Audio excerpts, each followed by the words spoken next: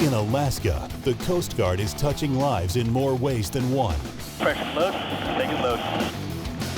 When a young man with a life-threatening illness wishes to visit his heroes, Air Station Kodiak pulls out all the stops. And salute. It's just amazing.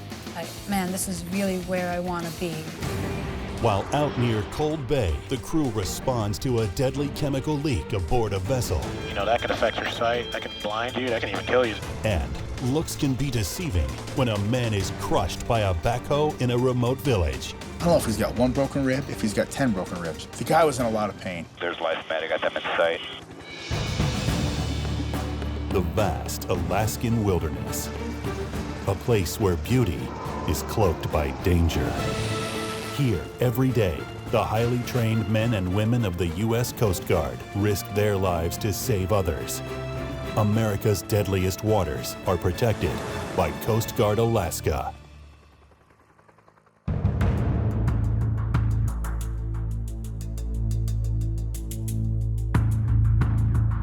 Hey guys, got a call from Nanwalik, just south of Homer. There's a gentleman, a 53-year-old male, symptoms of a crushed chest. He is on morphine right now for pain management. We're gonna transport him from Nanwalik up to Homer to meet LifeMed, which is the civilian life flight. They're unable to get into Nanwalik, which is why we've been tasked to go up there. Let's go. I'm Lieutenant Commander Vincent Jansen, and I'm an H-60 pilot here at Air Station Kodiak.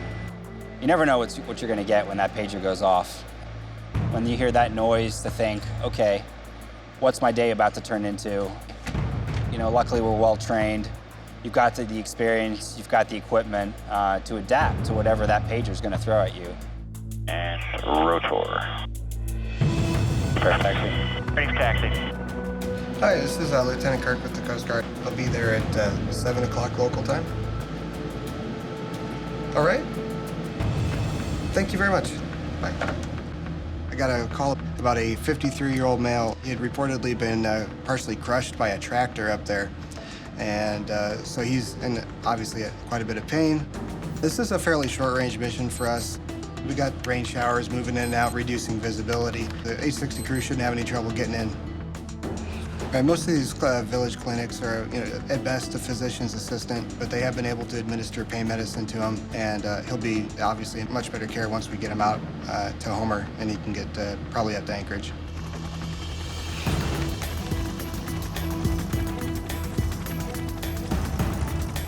A little bit of a thump coming over the mountains as we go through here. In this case, the weather is bad enough that a civilian service is unable to make it into Nanwalik. We have limits that allow us to operate in harsher conditions, and in this case, it's necessary, and that's why they called us. 06, D-17 wanted you to know that the LifeMed helo is going to be at the Homer Airport in 30 Mike, over. In the Coast Guard, we're always planning for step 5, we're on step 1, but we have everything covered in between. So we're trying to cover our boxes, and that's just part of it, planning ahead. I don't want to put him on a backboard if he's not breathing right. But if he's sitting up, I say we keep him sitting up. Yeah. So if there's anything you think you need to do to the cabin, you got a couple minutes to do it. Well, obviously with any medevac, we're worried about what the condition of the patient is and what we can do with them. With this individual, we were told he was more comfortable sitting up. So I'm mainly thinking about how I need to get my cabin configured to accept the litter and the patient. Right down the middle looks foggy. Left was good, right looks good. One approach is restricted by abrupt mountain face. That's why life flight can't get in there when the weather's below 5,000 feet. Heads up, guys, we're gonna might get a little bump here in the next minute or two. Roger that. Ready for approach. Have doors coming open. The approach into the airport is fairly uneventful. First thing that we do once we have the wheels on deck is make sure everybody's safe, make sure the aircraft is okay, and now we're transitioning to, where's the patient and what are we gonna have to do to get the patient out of there as soon as possible. Apparently the patient's being held up at the local clinic, so Claude gets a ride in a pickup truck. We're just basically sitting in the helicopter waiting to see what's happening. We've got Claude on the radio and we're just standing by for an update. So you got some morphine on board? No morphine? No painkiller at all? Took some earlier. Took some earlier? How much did you give him earlier? Oh, you got it all? Hey, hello. Okay.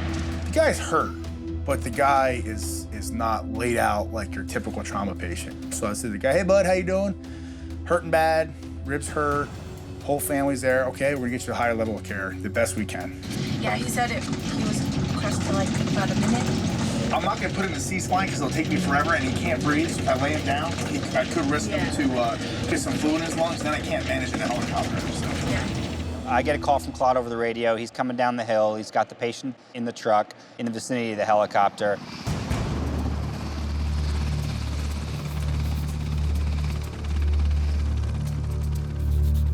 So we walk him up, we're taking frequent breaks to kind of let him just catch his breath. The guy was in a lot of pain.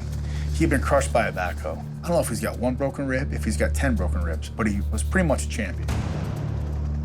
Maybe 50 yards at a time, and he would stop and catch his breath. And that's what I want. I don't want to put this guy in more pain. I don't want to get him the care.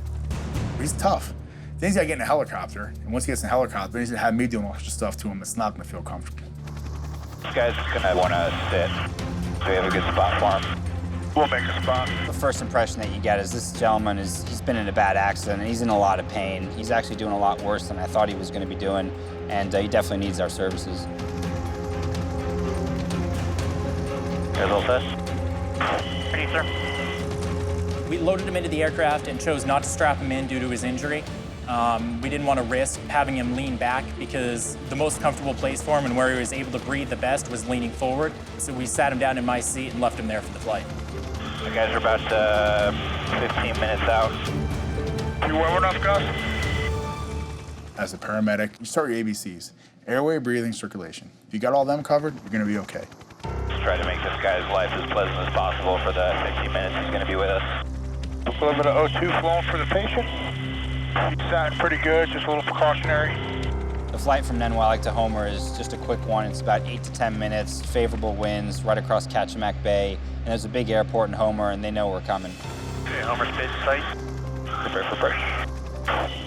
Ready for approach.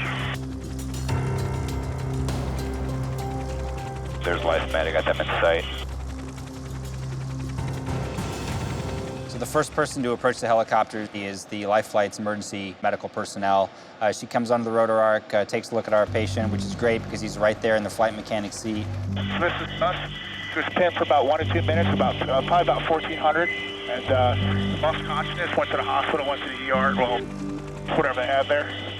In this case, the Coast Guard was the only option for this gentleman to essentially get pain relief from his awful accident. And I'm just really glad to be a part of it, glad to have been able to help get him to higher medical care. That's good. Their litter is raised backboard too. Oh, nice. We are doing rescue. We are taking a patient from an extreme situation and getting them to somewhere that we can make them safe. That's what the Coast Guard provides people. I mean, the guy got crushed and he was tougher than I was. Next time I'm in pain, maybe I'll think of him.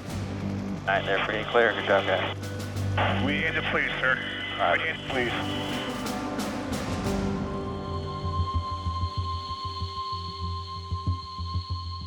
I'm Gus Kaddish Sr.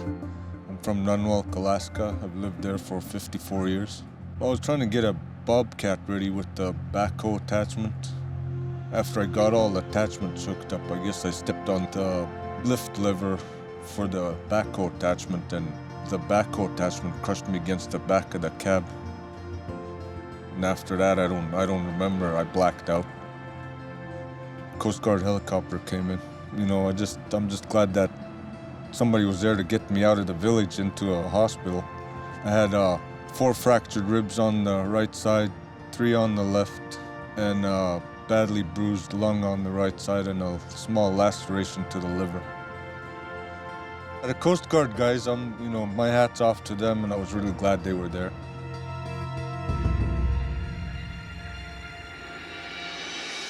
The Make-A-Wish Foundation contacted the Coast Guard about making a dream come true for Braden Hahn.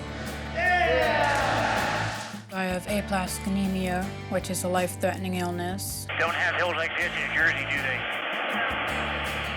It's a very long way from home, except I feel right at home at the Coast Guard base. Catcher processor Alaska tourist, they had a refrigerator leak, ammonia poisoning. Ammonia in high volume can be serious depending on how long the exposure was and how much was inhaled. You know, that can affect your sight, that can blind you, that can even kill you depending on their exposure level.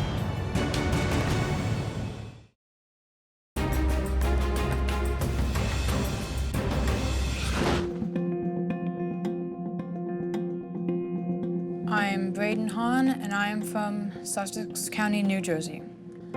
I am on my Make-A-Wish trip because I have aplastic anemia, which is a life-threatening illness, and the Make-A-Wish Foundation told me that I could have a wish, and so I'm here. This kind of tells the whole story of where you're at right now and what we do. We own all the search and rescue, basically about this line where the Canadian border is, all the way to the west, over 1,100, 1,200 miles. That's how big we are. Commander Mark Fisley, Operations Officer at Station Kodiak. When we got notified that Braden wanted to be a Coast Guard pilot, we wanted to open the doors and welcome Braden in with open arms and his family and make sure that it was special for Braden. It's a 2-day event. We started with an overview of the operations that we do in Kodiak. And then he's going to go to the pool and work with the rescue swimmers. Just get a good feel for what they do, get some pool work in, have some fun. We want them to experience those things that these extraordinary enlisted folks do for us. 1, 2, 3.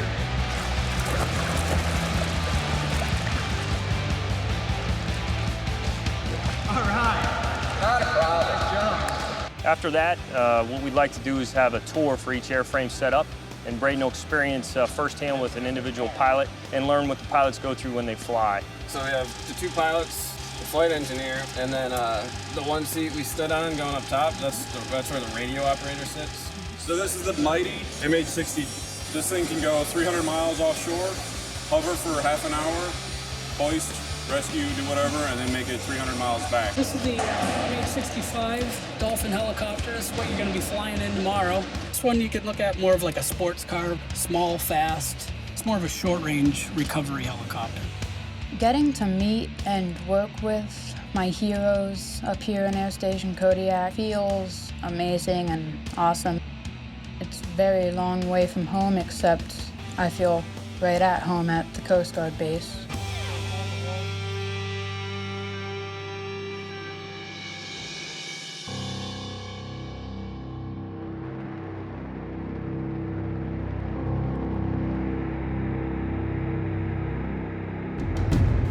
Catcher processor Alaska Juris is that yellow dot right there, 90 miles north of Quebec.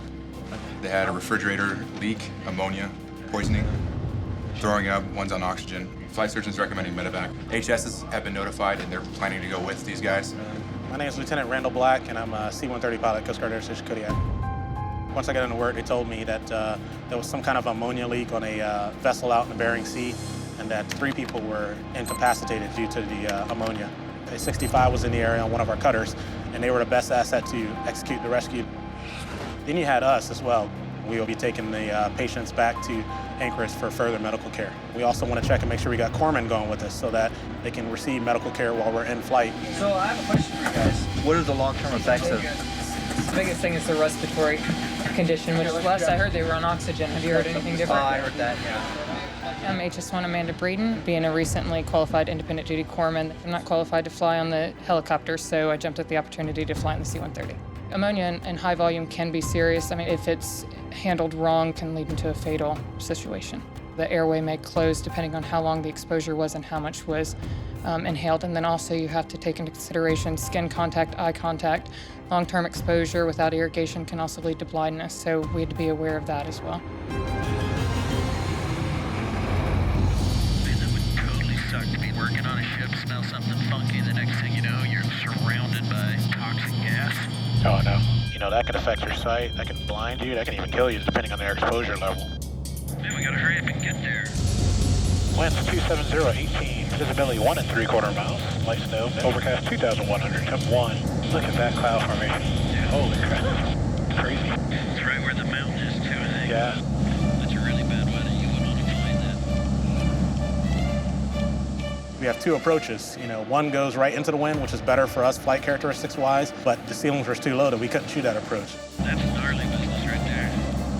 Obviously, the chance to save a life, we're going to take a little bit more of a risk. You know, as you get used to the weather conditions up here, you become a little bit more attuned to the weather. Not that you don't respect it, but you get a little bit more used to it. It is going to be kind of a bumpy ride in. There, you can just make sure everybody's seated back there, seatbelts off. Roger.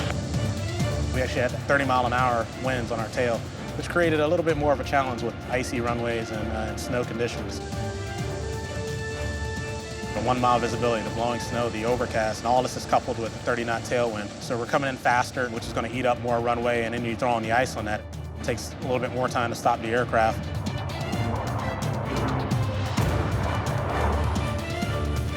Okay, guys, everybody, if you're available, please assist the corpsman in whatever capacity you can. Once we arrived to Cold Bay, we determined who was most critical and who needed the most care. So we dived right in, assisted with IVs, and did a quick assessment on all 3 of the patients. One was complaining of respiratory distress, the other one was complaining of chest pain, and then the other one, our biggest concern with him was his blood pressure at the time. From there, we just treated as needed, getting oxygen on them. Irrigation was another one. One patient had pretty severe eye trauma, which can lead to blindness.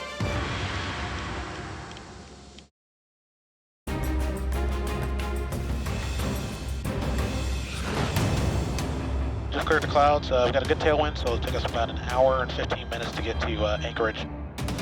There was some kind of ammonia leak on a vessel out in the Bering Sea. Once we got there, we unloaded 3 patients. All right, crew, we're on our way.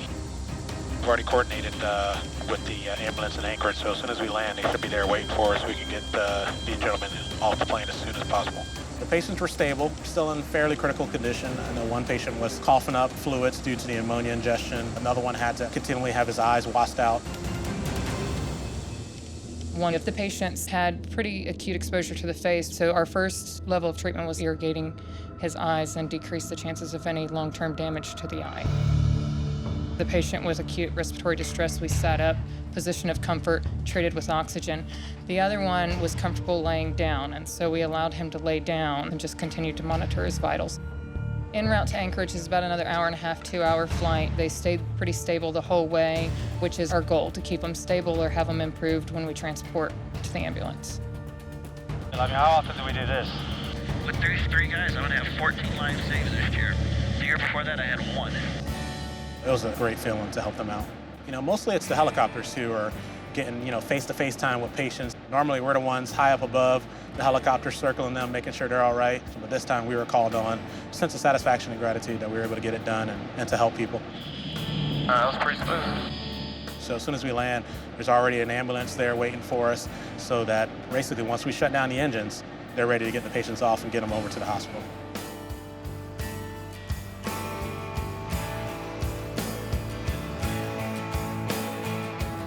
I definitely have pride for the aviation mission specialists that go out and do that every single day. Personally, it feels great coming home knowing that I made a difference. I'd take any opportunity that came my way to fly on the C-130s again. I absolutely would do it again.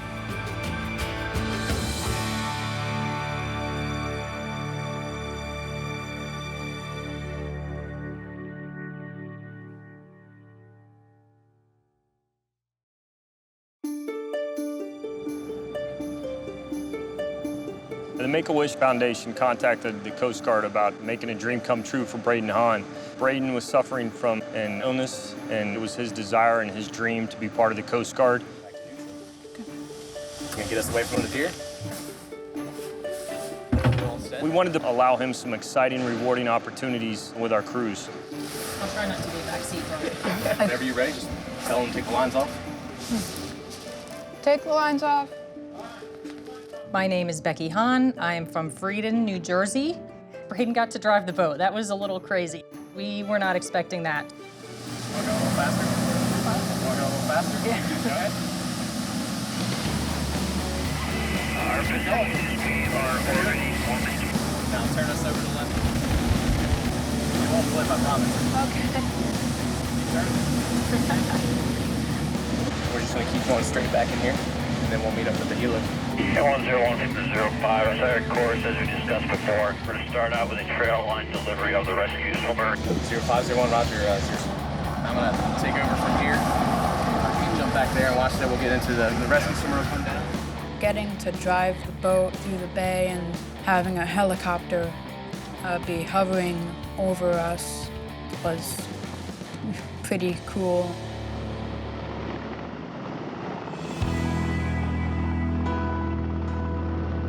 I'm AST2 Scott Muscatel. I'm a rescue swimmer here at Station Kodiak. I think it was really neat that Braden showed an interest in the Coast Guard and coming to find out what we do. I deployed out of the helicopter, swam up to the boat, got up on the boat and just talked to Braden a little bit, showed him what we would do in a real scenario. Braden's a kid in a pretty tough situation, and to see him smile and to see the gratification on his face makes my job worthwhile. I think Braden had an incredible time. Seems like they keep one-upping the last thing that they did, and everything that he did just got better and better. When we get on scene and there's someone who has a heart attack, my heart rate goes up a little bit because things can go wrong and there's only so much you can do. All right, sir, we're ready to go in the back. Normally with a heart attack, you want to have the heart rate in the 60s. He was running in the 80s.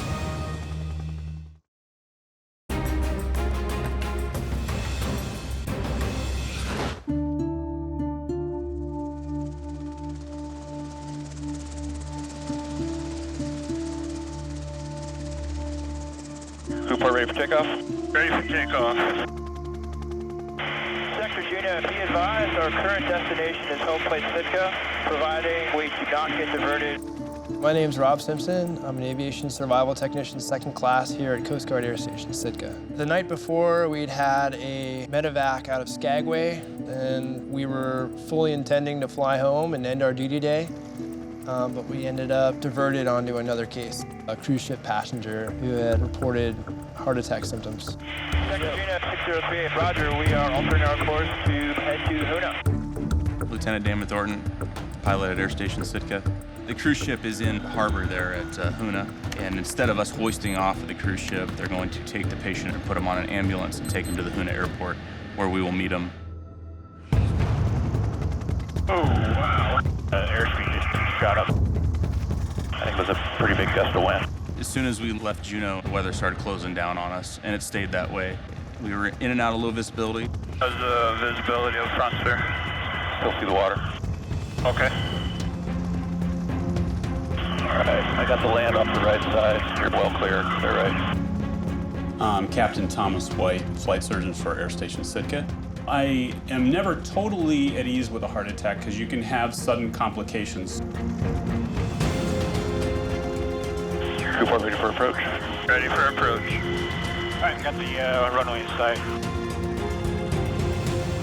When we get on scene and there's someone who has a heart attack, my heart rate goes up a little bit because things can go wrong and there's only so much you can do as an EMT. But having a doctor on board with his capabilities changes everything.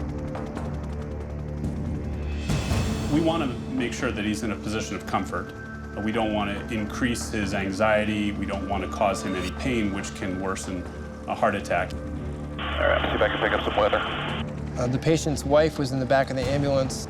We absolutely made the call to take her with, especially with someone who's having a heart attack. If you put yourself in that situation, you would want your loved one with you in the back of a noisy helicopter.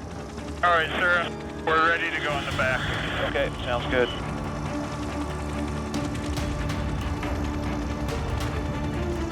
You okay, sir?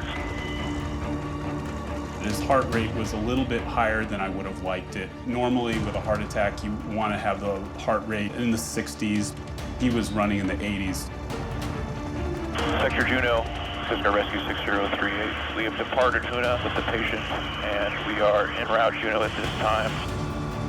I thought it would be a good idea to administer a medication to slow his heart rate down. We want to make sure that his heart is as relaxed as it can be. Be in Juno about 20 minutes. Roger that, sir. I am very much encouraged that the patient is conversant. His blood pressure is fine. He appears, by all appearances, to be stable. Group 1 ready for approach. Ready for approach. When we come on duty, we certainly don't hope for anything bad to happen to anyone, but we do this job because we love it. So to have a day like this where we were able to help people that needed help, that's professionally rewarding for sure. We send the patient off on the Medevac flight. I have to step back just a little bit at that point and decompress from a very, very busy prior 24 hours. To be able to apply my own background, my own knowledge in an exciting job that helps other people, I have the best job in the world.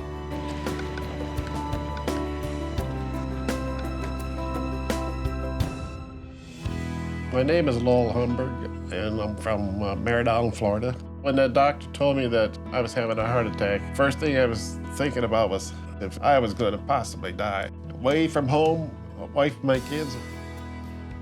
We were so looking forward to this trip because I've always wanted to come to Alaska. Finally talked my wife into let's do it. When I saw the Coast Guard, I knew I was in safe hands because they're always there. If they're needed, they'll go out of their way for people. I had no worry after that. I want to thank the Coast Guard for what they did out there. I'll remember you the rest of my life. Thank you.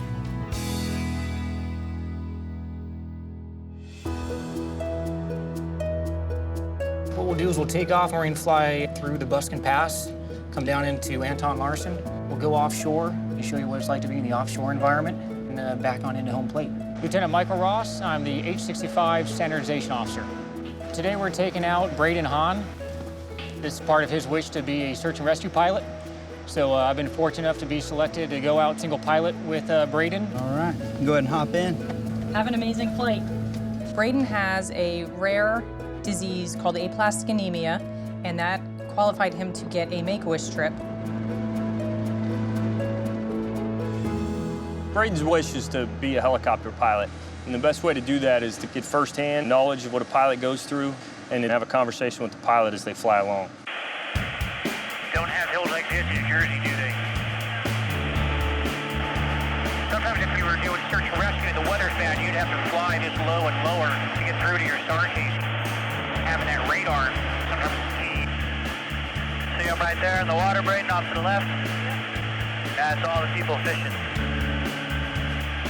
Oh, there's a buffalo out the right side. See y'all come around right.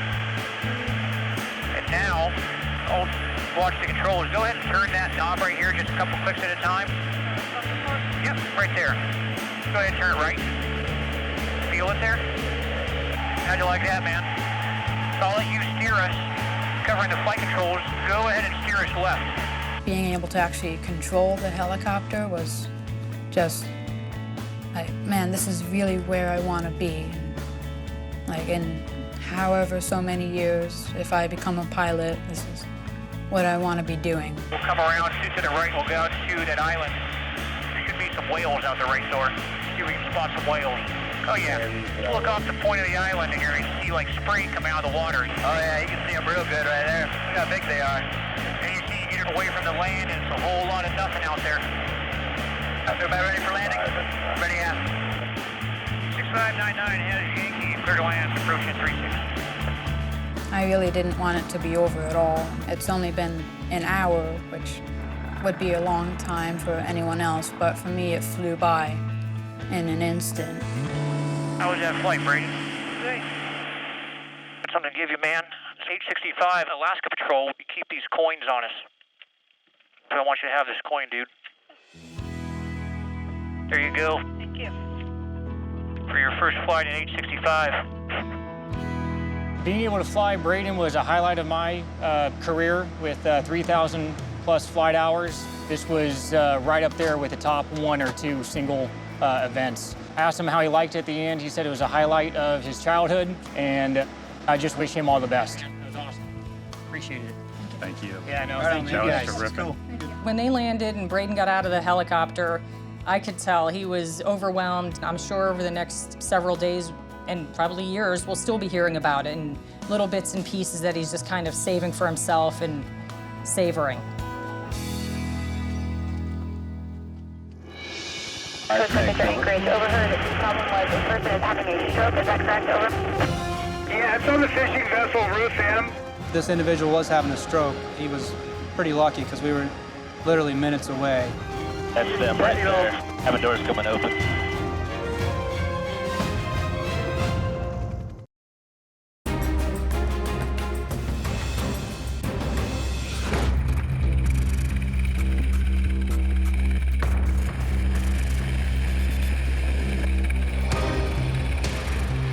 Coast Guard Sector Anchorage, overheard. The problem was a person is having a stroke. Is that correct? Over.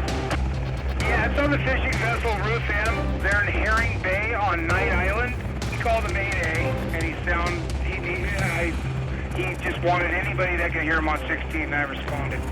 My name is Lieutenant Nick Haslam. I'm one of the pilots at Air Station Kodiak. It was a nice day. We were out on a trainer.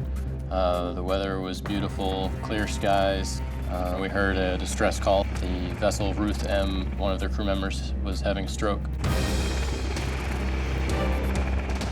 And Ruth M., this is Coast Guard Sector Anchorage. Over. Yeah, Roger. I was the one that called it Mayday. What stroke symptoms he's experiencing? Over. Tingling in his face. His face went numb. Slurred speech. Left arm tingliness. When did this all begin? Over. Began 10 minutes ago. 10 minutes ago. All right, guys, what do you think? Bill, you're the expert. He's got tingling in his face. You hear that? Is he having any other symptoms? Go to now.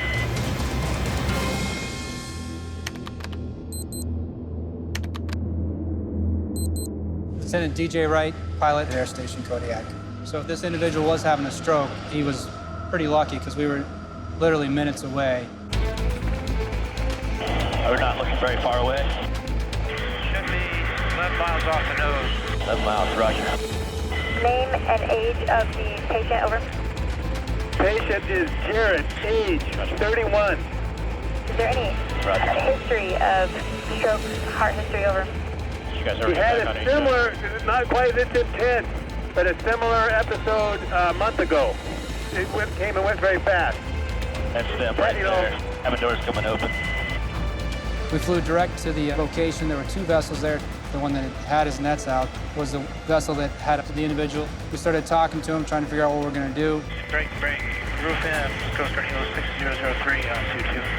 Yeah, okay, Roger. I'm just trying to get this net in here. Is the patient ambulatory at this time, sir? Yes, he is. He's there. He's just laying down. Roger, we'll be standing by, sir, right here. Thank you. When we first got there, we couldn't have hoisted the individual because the boat had all its nets out and there was no clear path to the vessel. That's where the Good Sam came in. Yeah, Coast Guard helicopter has Lady Sandra. Lady Sandra, this is Coast Guard helicopter. Go ahead. The patient is in my same skiff right now. Ruth M is trying to retrieve their net. I think he's on the white boat now. Yep, he's in the back of the boat there, in the white boat now. So, do you think we can still get a basket to the same skiff there, Brad? Yeah, I can get it in there. Put it on top of the net. Like I'm still going to stay on board, you can set me down. I think if he can just get in the basket, time is of the essence for stroke symptoms. My name is Brad Steinbach. I'm AMT-2, flight mechanic on the H-60s here in Kodiak, Alaska. I'm usually a firm believer of getting the swimmer down there first to assess the situation, but the guy was mobile. He was able to get in the basket all by himself. Another hoist would add on a couple more minutes that this guy really needed. Basket's go up cabin door. Basket's outside, basket's going down. I don't know where they're gonna put it. The crew members on the back of the boat, they were going to receive the trail line on their seine skiff, but as soon as they saw the trail line lowering, they kind of moved to the back of the boat where all the obstructions were at. Their net on board, their boom, their shackle was all in the way. Have that put it on the, like we intended, the original plan. Let's go forward 10. Hold it. Forward 5. I'm going to hang out right here. Okay, hold. I felt confident enough to continue, so I delivered the trail line to the crew members. They pulled the trail line as I connected the hook to the basket, and I delivered the basket right underneath the boom, and they kind of set the basket off to the side on top of the net, which kind of it wasn't the most stable platform for the guy to get into. I don't think it's going to be, they put him right underneath that boom, so he's going to come off a little sideways. Roger. So as I got the basket on deck, trying to tell the pilot where to kind of move the helicopter to because they're dead in the water, they're moving all sorts of directions. The cable's coming down underneath the boom. So I'm just kind of looking around, trying to manage the cable at the same time. Ease forward, right, 5. Hold, pressure load, take it load. This hoist was a little bit more challenging than the usual. The boat was dead in the water, the big net on the back. They didn't move the hoist off to the side for us. So it just kind of created a different hoisting area than usual.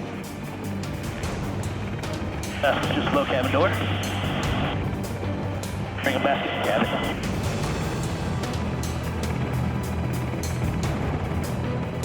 Once we hoisted the survivor on board. We're going to take the survivor to Cordova. He could receive the best level of care. Sector Anchorage 6003 on channel 2. We have the individual off of the vessel and are proceeding direct to Cordova at this time.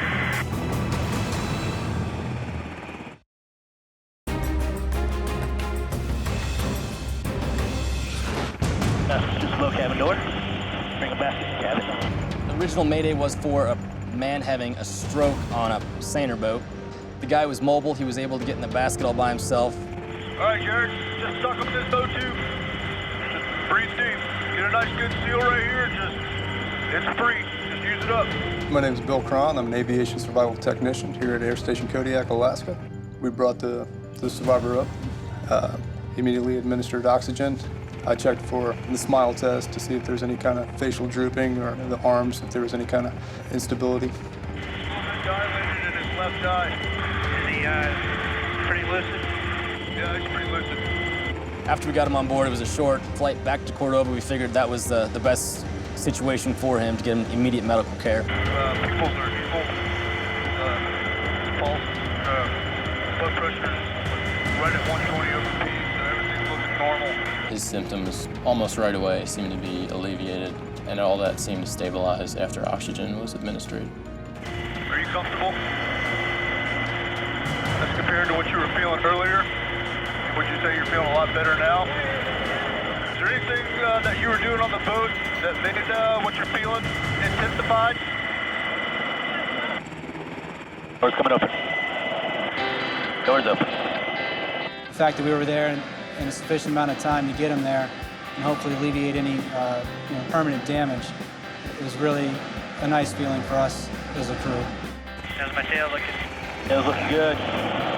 Good on the right side, passing through 35 feet. Roger. Overall, this is a pretty cool case to have out in Cordova. A lot of fishermen out right now that are looking up to us to help them out if in a time of need. Okay, Jared, can you walk? All right, take it nice and easy, nice and slow, all right, buddy? Bill's gonna head out with them. Outside Kodiak, right now we're on deck at the medical facility in Cordova, and we'll be taking off here in the next couple of minutes. Good work. My name is Jared Nevela. I live in Sitka, Minnesota. I spent just over 5 years active duty Army, another 2 years in the Army National Guard out of Minnesota. Leading up to the day of the incident, we'd been fishing for about 2 weeks straight. I started getting a little lightheaded, just weird feeling, something just didn't feel right in my head. Meanwhile, I went up and talked to my captain, and he was like, "You're having a stroke." Apparently, I passed out on the cabin floor, 31 years old, and I'm having a stroke, which is whatever, I guess it's life, but when I heard the Coast Guard was on the way, to tell you the truth, I felt relieved, I guess, to tell you the truth. Otherwise, it's a long ride by boat to get anywhere.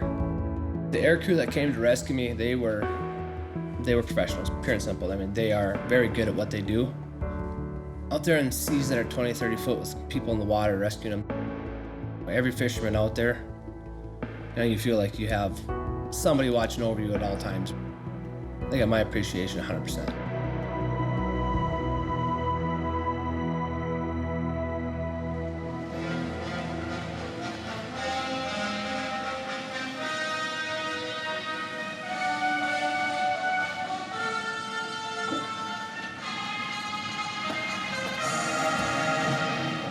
Good afternoon, and welcome to the winging ceremony of Braden Hahn.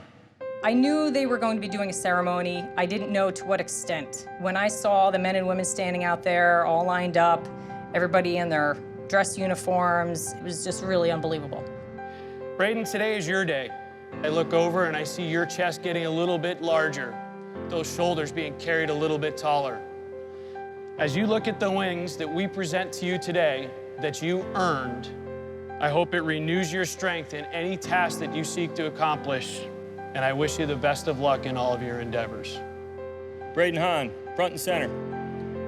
I charge you, as you receive your wings of gold today, with the responsibility the Coast Guard aviators have borne for over a century. You must conduct yourself as a professional and with an unwavering commitment to our core values of of honor, respect, and devotion to duty. As a Coast Guard search and rescue aviator, you must fully ensure that you are prepared to brave whatever storm may come your way. Do you accept the duties and responsibilities of a Coast Guard aviator? Say I do. I do. Say it loud. I do. Very well. Air Station, attention. Let it be known that on the 25th day of July in 2013, Braden Hahn has officially earned his honorary wings as a Coast Guard helicopter rescue pilot. Now, Senior Chief McDougall is presenting Braden with some wings. Aviation Machinist Technician Senior Chief Peter McDougall, and I'm the HC Leading Chief at Air Station Kodiak, Alaska. Getting your pilot's wings is the stuff that dreams are made of. In Braden's particular situation, where he's got some real serious challenges ahead of him, it's maybe a dream come true or the first step of it. And hopefully one of these days, everything turning out all right, Braden might actually get a chance to join us. You're gonna grow into that one. That is awesome. Congratulations. Ladies and gentlemen, I now present Coast Guard's newest aviator, Braden Hahn. And salute. Ready, 2.